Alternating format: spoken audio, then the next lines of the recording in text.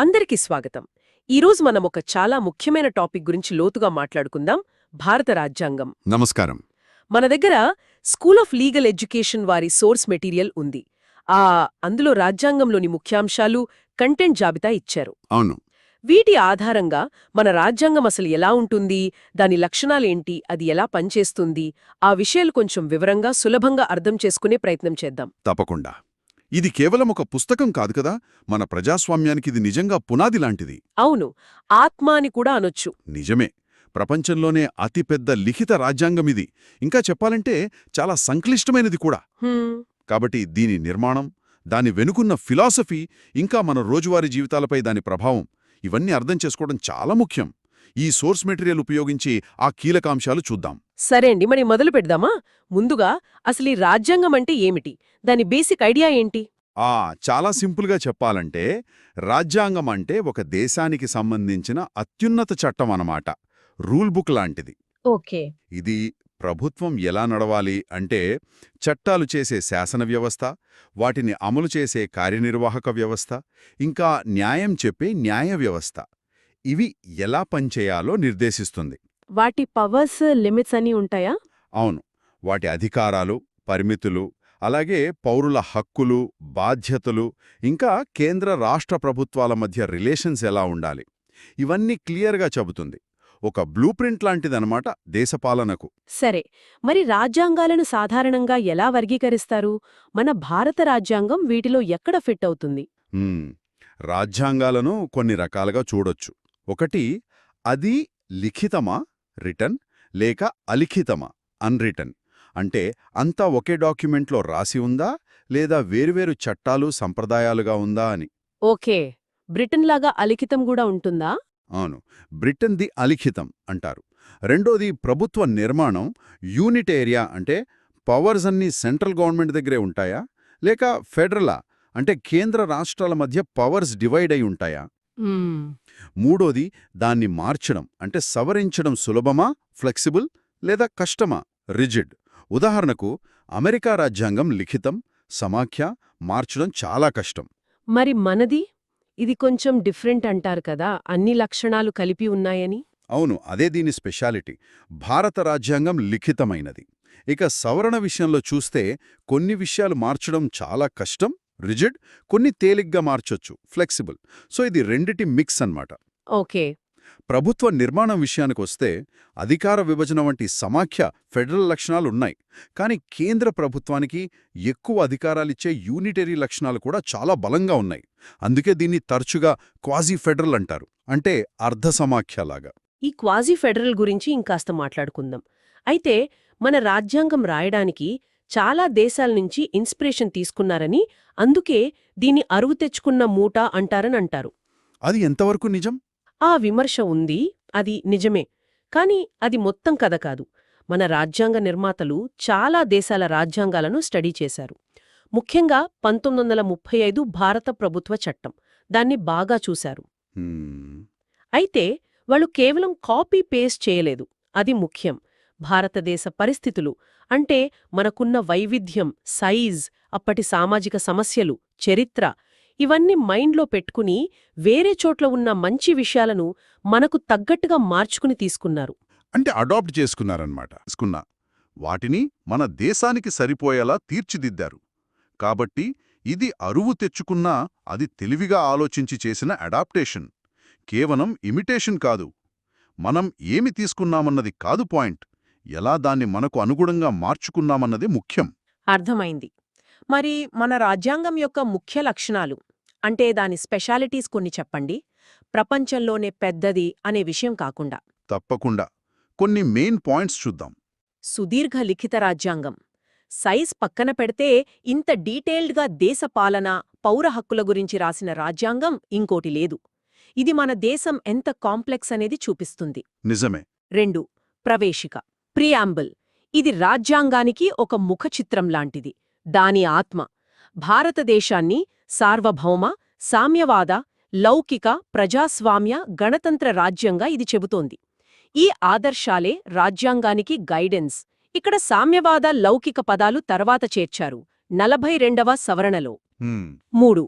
దృఢత్వ అదృఢత్వాల మిశ్రమం. అంటే అవసరాన్ని బట్టి కాలానికి అనుగుణంగా మారగల ఫ్లెక్సిబిలిటీ ఉంది.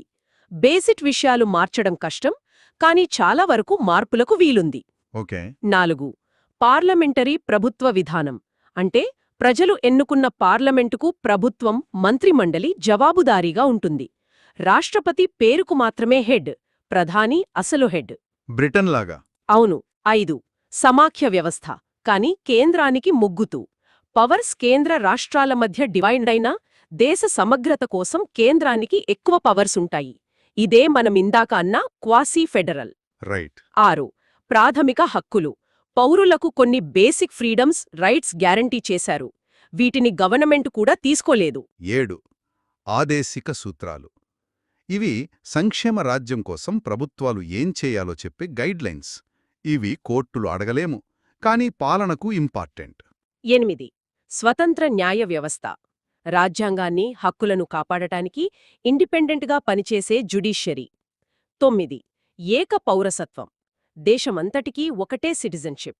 అమెరికాలో లాగా స్టేట్ సిటిజన్షిప్ వేరుగా ఉండదు. ఇది దేశ ఐక్యతకు ముఖ్యం. 10. 10. సార్వత్రిక వయోజన ఓటు హక్కు. 18 ఏళ్లు నిండిన ప్రతి ఒక్కరికీ ఎలాంటి తేడా లేకుండా ఓటు హక్కు ఇవ్వడం. ఇది మన డెమోక్రసీకి బేస్. ఇందాక మీరు క్వాసీ ఫెడరల్ అన్నారు కదా, అంటే మనది పూర్తిగా సమాఖ్య కాదన్నమాటేనా? దీనిపై ఎందుకు ఈ డిఫరెంట్ ఒపీనియన్స్? అసలు ఈ మిక్స్డ్ సిస్టమ్ ఎందుకు పెట్టారు? ఇది చాలా ఇంట్రెస్టింగ్ డిబేట్ అండి. రాజ్యాంగంలో ఎక్కడా ఫెడరేషన్ అనే పదం వాడలేదు. అయినా లిఖిత రాజ్యాంగం, అధికార విభజన, ఇండిపెండెంట్ జ్యుడిషియరీ ఇవన్నీ ఫెడరల్ లక్షణాలే. అవును. సైజ్, డైవర్సిటీ, ఇంకా దేశ విభజనప్పుడు జరిగిన సంఘటనలు. దేశం ముక్కలు కాకూడదు, ఐక్యంగా ఉండాలి అనే ఆలోచన బలంగా ఉండేది. పూర్తిగా సమాఖ్య అయితే రాష్ట్రాలు విడిపోతాయేమో అనే భయం, పూర్తిగా ఏకకేంద్ర అయితే స్థానిక అవసరాలు నెరవేరవు అనే ఆలోచన. ఈ రెండిటి మధ్య బ్యాలెన్స్ కోసం ఈ మధ్య మార్గాన్ని ఎంచుకున్నారు. ప్రొఫెసర్ కేసీ వేర్ అన్నట్టు ఇది అర్ధసమాఖ్య. అంటే నార్మల్ టైంలో సమాఖ్యలా, అవసరమైతే ఏకకేంద్రంగా మారగల సిస్టమ్ అన్నమాట. ఇది ప్లస్సా మైనసా అనేది వేరే విషయం, కానీ ఇది మన దేశ స్పెసిఫిక్ నీడ్స్ కోసం తయారుచేసింది. ఓకే, అర్థమైంది. ఇప్పుడు ప్రభుత్వ అంగాల గురించి కొంచెం డీటెయిల్డ్గా చూద్దాం. శాసన, కార్యనిర్వాహక, న్యాయ వ్యవస్థలు ఇవి ఎలా ఫంక్షన్ అవుతాయి? రైట్. ముందుగా శాసన వ్యవస్థ అంటే మన పార్లమెంట్. కేంద్రంలో లోక్సభ, రాజ్యసభ అని 2 హౌజెస్ ఉంటాయి. లోక్సభకు డైరెక్ట్గా ఎలక్షన్స్ జరుగుతాయి. రాజ్యసభ రాష్ట్రాల ప్రతినిధుల సభ. రాష్ట్రపతి కూడా పార్లమెంట్లో భాగమే. వాళ్ల మెయిన్ పని చట్టాలు చేయడమే కదా? అవును. ప్రధాన విధి చట్టాలు చెయ్యడం. అయితే ఒక విషయం గుర్తుంచుకోవాలి. బ్రిటన్ పార్లమెంట్ లాగా మన పార్లమెంట్ సర్వశక్తిమంతమైనది కాదు. మన దగ్గర రాజ్యాంగమే సుప్రీం. అంటే పార్లమెంట్ చేసిన చట్టాలు కూడా రాజ్యాంగానికి లోబడే ఉండాలా? ఖచ్చితంగా. వాటిని కోర్టులు రివ్యూ చేయొచ్చు. దీన్నే జ్యుడిషియల్ రివ్యూ అంటాం. ఇది పార్లమెంట్ పవర్ మీద ఒక ఇంపార్టెంట్ చెక్. సరే, మరి కార్యనిర్వాహక వ్యవస్థ అంటే గవర్నమెంట్ నడిపేది? అవును. ఎగ్జిక్యూటివ్లో రాష్ట్రపతే దేశానికి హెడ్. కాని పేరుకు మాత్రమే. ప్రధానమంత్రి, ఆయన మంత్రిమండలి అసలు ప్రభుత్వాన్ని నడిపేది. వాస్తవ అధికారం వాళ్లదే. రాష్ట్రపతి ప్రధాని సలహా ప్రకారమే పనిచేస్తారా? ఆల్మోస్ట్ ఎప్పుడూ అంతే, కొన్ని రేర్ సిచ్యుయేషన్స్ తప్ప. రాష్ట్రాలలో గవర్నర్ నామమాత్ర అధిపతి, ముఖ్యమంత్రి అసలు అధిపతి. ముఖ్యమైన అపాయింట్మెంట్స్, ఆర్డినెన్స్లు ఇవ్వడం, క్షమాభిక్ష పెట్టడం లాంటి పవర్స్ రాష్ట్రపతి గవర్నర్కు ఉంటాయి. కానీ అసలు బాధ్యతంతా పార్లమెంటుకు, అసెంబ్లీకి జవాబుదారీగా ఉండే మంత్రిమండలిదే. ఓకే, ఇక మూడోది న్యాయ వ్యవస్థ, జ్యుడిషియరీ. దీని ఇంపార్టెన్స్ ఏంటి? ఆహా, జ్యుడిషియరీ రోల్ చాలా చాలా కీలకం. అది ఇండిపెండెంట్గా ఉండాలి. అప్పుడే రాజ్యాంగాన్ని, పౌరుల హక్కుల్ని కాపాడగలదు. మన దగ్గర సిస్టమ్ ఎలా ఉంటుంది? మనది ఇంటిగ్రేటెడ్ జ్యుడిషియరీ. అంటే సుప్రీంకోర్టు టాప్లో ఉంటుంది. దాని కింద రాష్ట్రాల్లో హైకోర్టులు, వాటి కింద జిల్లా కోర్టులు, ఇతర లోయర్ కోర్టులు ఉంటాయి. సుప్రీంకోర్టుకు రాజ్యాంగాన్ని ఇంటర్ప్రెట్ చేయడంలో ఫైనల్ అథారిటీ ఉంది. అంటే ఫైనల్ వర్డ్ సుప్రీంకోర్టుదేనా? అవును. కేంద్ర రాష్ట్రాల మధ్య గొడవలు, రాష్ట్రాల మధ్య గొడవలు కూడా సుప్రీంకోర్టే చూస్తుంది. ఇంకా ఫండమెంటల్ రైట్స్ వైలేట్ అయితే డైరెక్ట్గా సుప్రీంకోర్టుకు వెళ్ళొచ్చు. ఓ అన్నిటికంటే ముఖ్యమైన పవర్ న్యాయ సమీక్ష, జ్యుడిషియల్ రివ్యూ. అంటే పార్లమెంట్ చేసిన చట్టాలు కానీ ప్రభుత్వం ఆర్డర్స్ కానీ రాజ్యాంగానికి వ్యతిరేకంగా ఉంటే వాటిని చెల్లవు అని కొట్టేసే అధికారం కోర్టులకుంది.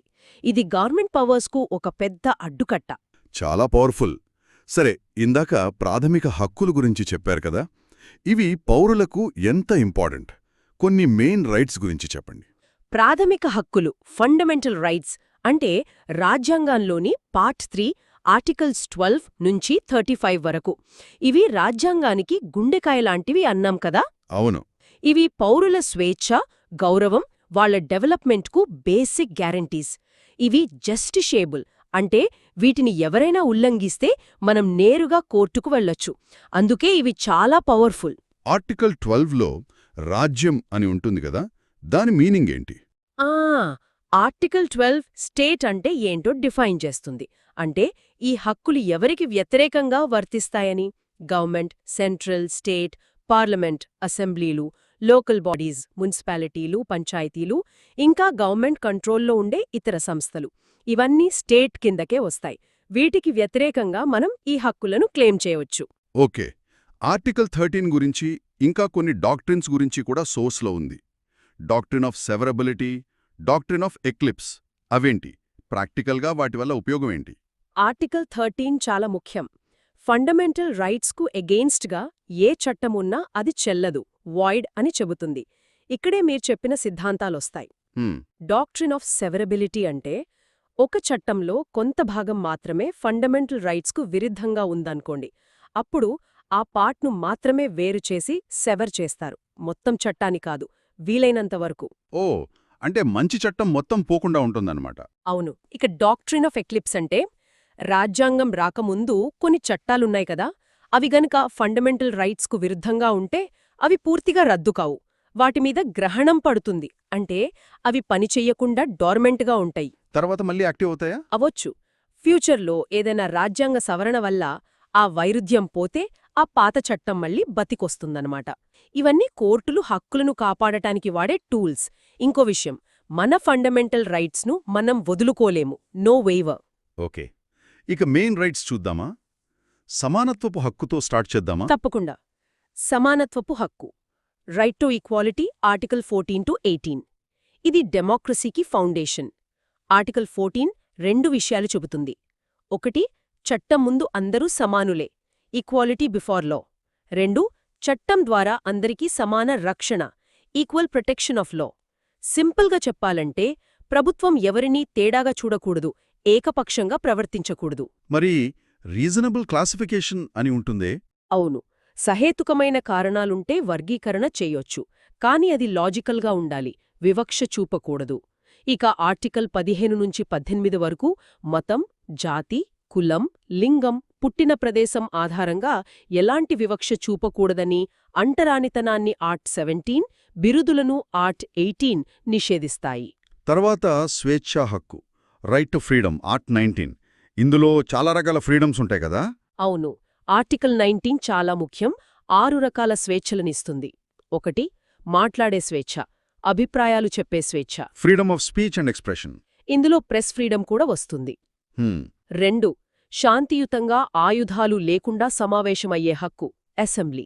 3, సంఘాలు లేక యూనియన్లు పెట్టుకునే హక్కు, అసోసియేషన్. 4, దేశంలో ఎక్కడైనా ఫ్రీగా తిరిగే హక్కు, మూవ్మెంట్.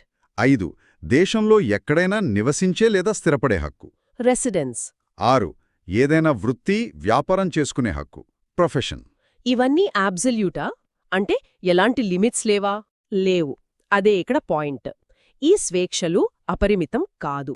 దేశ భద్రత, పబ్లిక్ ఆర్డర్, మొరాలిటీ, ఇతర దేశాలతో ఫ్రెండ్లీ రిలేషన్స్, ఇలాంటి కారణాలతో ప్రభుత్వం సహేతుకమైన పరిమితులు అంటే రీజనబుల్ రెస్ట్రిక్షన్స్ విధించవచ్చు. అంటే ఆ బ్యాలెన్స్ ముఖ్యం అన్నమాట, వ్యక్తి స్వేచ్ఛకు, సమాజ శ్రేయస్సుకు. సరిగ్గా చెప్పారు. ఆ బ్యాలెన్సింగ్ యాక్ట్ ఎప్పుడూ ఉంటుంది. ఇక ఆర్టికల్ 21, జీవించే హక్కు, వ్యక్తిగత స్వేచ్ఛ. ఇది జస్ట్ బ్రతికుండటం గురించేనా? సోర్స్లో మేనకా గాంధీ కేసు, పుట్టుస్వామి కేసుల గురించి చెప్పారు. Article 21, right to life and personal liberty. బహుశా అన్ని ఫండమెంటల్ రైట్స్లో ఇదే most dynamic, expanding right. Supreme court judgments వల్ల దీని మీనింగ్ చాలా విస్తరించింది. మేనకా గాంధీ కేసు 1978 ఒక టర్నింగ్ పాయింట్. ఏం చెప్పింది కోర్టు? జీవించే హక్కు అంటే కేవలం గాలి పీల్చుకుని బ్రతకడం కాదు, మనిషిగా గౌరవంగా జీవించడం right to live with human dignity అని చెప్పింది. అని. ఇంకా చట్టం ద్వారా నిర్ధారించబడిన పద్ధతి, ప్రొసీజర్ ఎస్టాబ్లిష్డ్ బై లా అనేది ఫేర్గా, జస్ట్గా, రీజనబుల్గా ఉండాలని చెప్పింది. ఓ, అంటే దాని కింద చాలా రైట్స్ వస్తాయి ఇప్పుడు. అవును. దీని కిందకే ఇప్పుడు గోప్యతా హక్కు, రైట్ టు ప్రైవసీ వచ్చింది. పుట్టుస్వామి కేసు 2017 చాలా ముఖ్యం. అలాగే స్వచ్ఛమైన పర్యావరణంలో జీవించే హక్కు, ఎంసీ మెహతా కేసులు, ఉచిత ప్రాథమిక విద్యా హక్కు ఇప్పుడు ఆర్ట్ 21A చేర్చారు. ఆరోగ్య హక్కు, షెల్టర్ హక్కు, ఇలా చాలా. ట్రాన్స్జెండర్ రైట్స్, స్వలింగ సంపర్కం గురించి కూడా ఇందులోకే వస్తాయా? అవును. నాల్సా కేసులో ట్రాన్స్జెండర్ వ్యక్తుల హక్కులను, నవతేజ్ సింగ్ జోహార్ కేసులో స్వలింగ సంపర్కాన్ని నేరం కాదని చెప్పడం, డీక్రిమినలైజేషన్ ఆఫ్ సెక్షన్ 377 ఇవన్నీ కూడా ఆర్టికల్ 21 కింద మానవ గౌరవంలో భాగమే అని కోర్టులు చెప్పాయి. ఇక ఆర్టికల్ 20, 22 అనేవి నేరారోపణ, అరెస్టుల నుంచి కొన్ని ప్రొటెక్షన్స్ ఇస్తాయి. సరే, హక్కులున్నాయి, బాగుంది. కాని వాటిని కాపాడుకునే మార్గం లేకపోతే వేస్ట్ కదా. ఇక్కడే ఆర్టికల్ 32 వస్తుందా? అంబేద్కర్ దీని రాజ్యాంగానికి హృదయం, ఆత్మ అన్నారని చెప్పారు. ఖచ్చితంగా. Article 32 right to constitutional remedies లేకపోతే మిగతా ఫండమెంటల్ రైట్స్కు విలువే లేదు. ఈ ఆర్టికల్ ప్రకారం ఎవరి ఫండమెంటల్ రైట్ అయినా వైలేట్ అయితే వాళ్లు డైరెక్ట్గా సుప్రీంకోర్టుకు వెళ్లొచ్చు. అందుకే అంబేద్కర్ అంత గొప్పగా చెప్పారు. సుప్రీంకోర్టు ఏం చేస్తుందప్పుడు? సుప్రీంకోర్టు ఆర్టికల్ 32 కింద, ఇంకా హైకోర్టులు ఆర్టికల్ 226 కింద కొన్ని స్పెషల్ ఆర్డర్స్ జారీ చేయగలవు. వాటినే రిట్స్ అంటారు. ఆ రిట్స్ ఏంటి? అవి 5 రకాలు. 1 హేబియస్ కార్పస్. ఎవరైనా అక్రమంగా నిర్బంధిస్తే వారిని కోర్టు ముందు ప్రవేశపెట్టమని ఆర్డర్. 2 మాండమస్. ఒక ప్రభుత్వ అధికారి లేదా సంస్థ తమ డ్యూటీ చెయ్యకపోతే చెయ్యమని ఆదేశించడం. 3 ప్రొహిబిషన్. ఒక కింది కోర్టు తన పరిధి దాటి కేసు విచారిస్తుంటే ఆపమని చెప్పడం. ఇంకా 4 సెర్ష్యూరరీ. కింది కోర్టు ఇచ్చిన తీర్పును పైకోర్టుకు పంపి దాన్ని రద్దు చేయమని చెప్పడం. 5 కో వారెంటో. ఒక వ్యక్తి ఏ అధికారంతో ప్రభుత్వ పదవిలో ఉన్నాడని ప్రశ్నించడం. ఇవి పౌరుల చేతిలో చాలా పవర్ఫుల్ టూల్స్ అన్నమాట హక్కుల రక్షణకు. ఓకే, ప్రాథమిక హక్కుల గురించి చాలా క్లియర్గా తెలిసింది.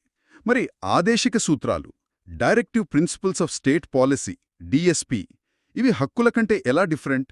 రెండిటి మధ్య కాన్ఫ్లిక్ట్ వస్తే ఏది ఇంపార్టెంట్? ఆదేశిక సూత్రాలు రాజ్యాంగంలో పార్ట్ 4 ఆర్ట్ 36-51లో ఉన్నాయి. ఇవి మన దేశాన్ని ఒక సంక్షేమ రాజ్యంగా, వెల్ఫేర్ స్టేట్ మార్చడానికి ప్రభుత్వాలు ఏం చేయాలో చెప్పే గైడ్లైన్స్. వీటిని మనం ఐర్లాండ్ నుంచి తీసుకున్నాం. మరి హక్కులకు వీటికి తేడా ఏంటి? మెయిన్ డిఫరెన్స్ ఏంటంటే ఫండమెంటల్ రైట్స్ ఎఫ్ఆర్ అనేవి జస్టిషియబుల్, అంటే వాటిని కోర్టు ద్వారా అమలు చేయించుకోవచ్చు. కానీ ఆదేశిక సూత్రాలు డిఎస్పి నాన్ జస్టిషియబుల్, అంటే వీటిని అమలు చేయమని కోర్టుకెళ్లి అడగలేము. మరి వాటి వల్ల ఉపయోగమేంటి? ఉపయోగం లేదని కాదు.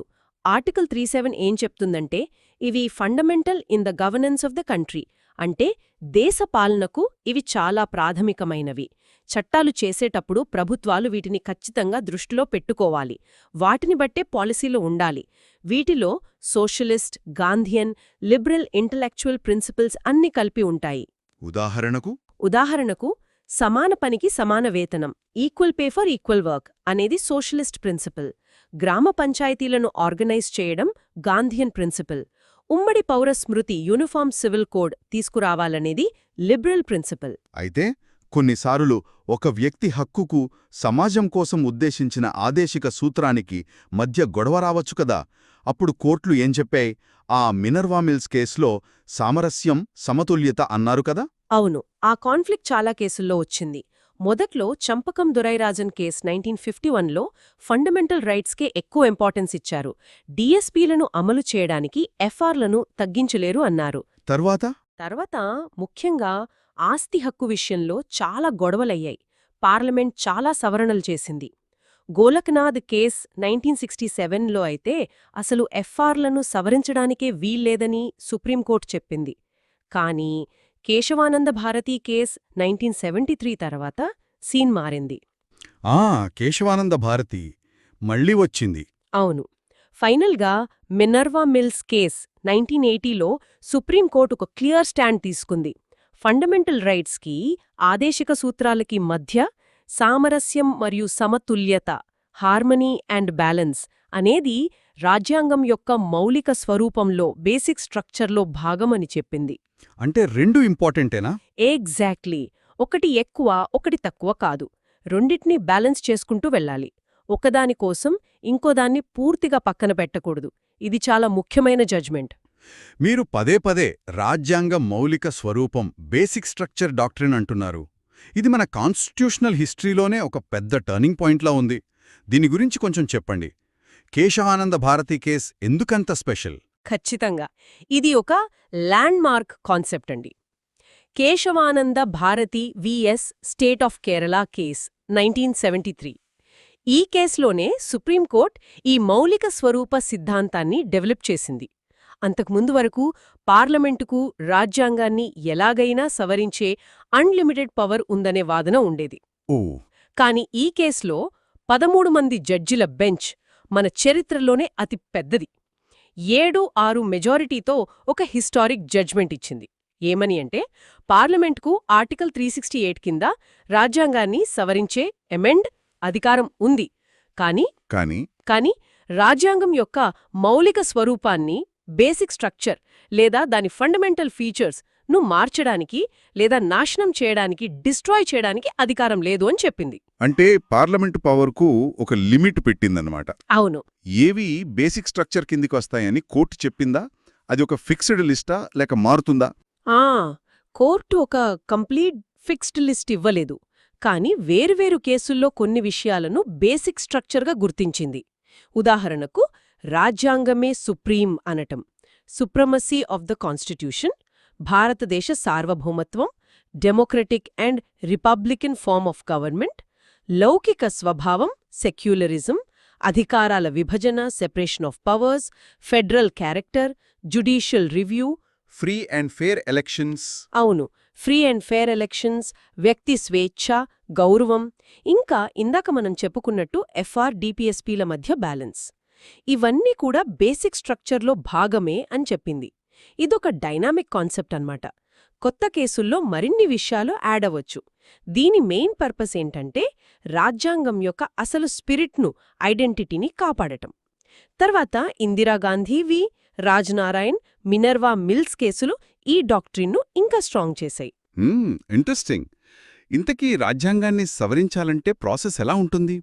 ఇందాక దృఢత్వ, అదృఢత్వాల మిశ్రమం అన్నారు కదా? అవును. ఆర్టికల్ 368 అమెండ్మెంట్ ప్రొసీజర్ గురించి చెబుతుంది. సింపుల్గా చెప్పాలంటే 3 పద్ధతులున్నాయి.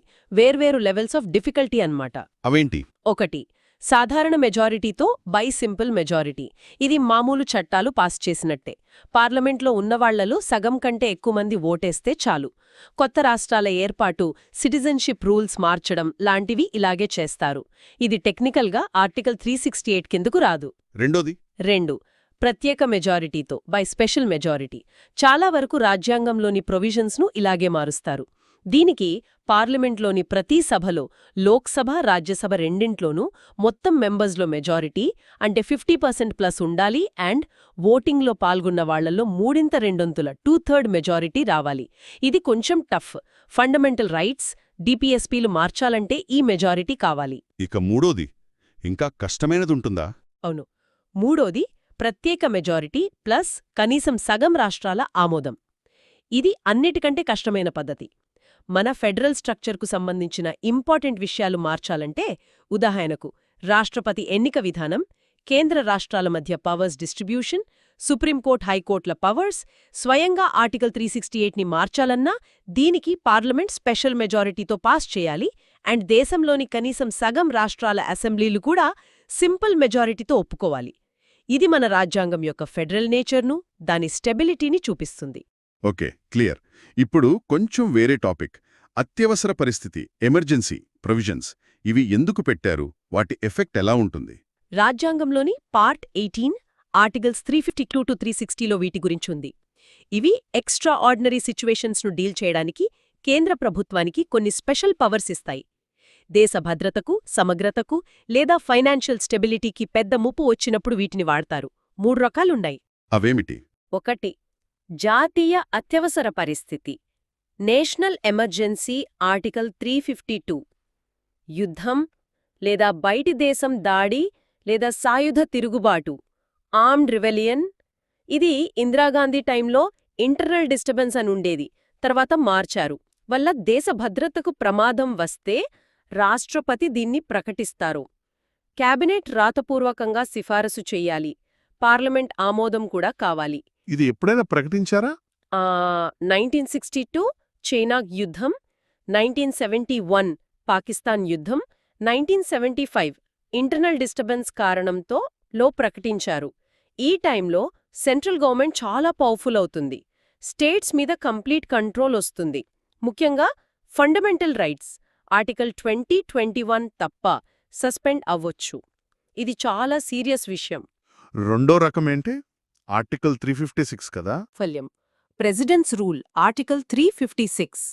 ఒక రాష్ట్రంలో గవర్నమెంట్ రాజ్యాంగం ప్రకారం నడవడం లేదని గవర్నర్ రిపోర్ట్ ఇస్తే లేదా వేరే విధంగా రాష్ట్రపతికి అనిపిస్తే అక్కడ స్టేట్ గవర్నమెంట్ను డిస్మిస్ చేసి రాష్ట్రపతి పాలన విధించవచ్చు.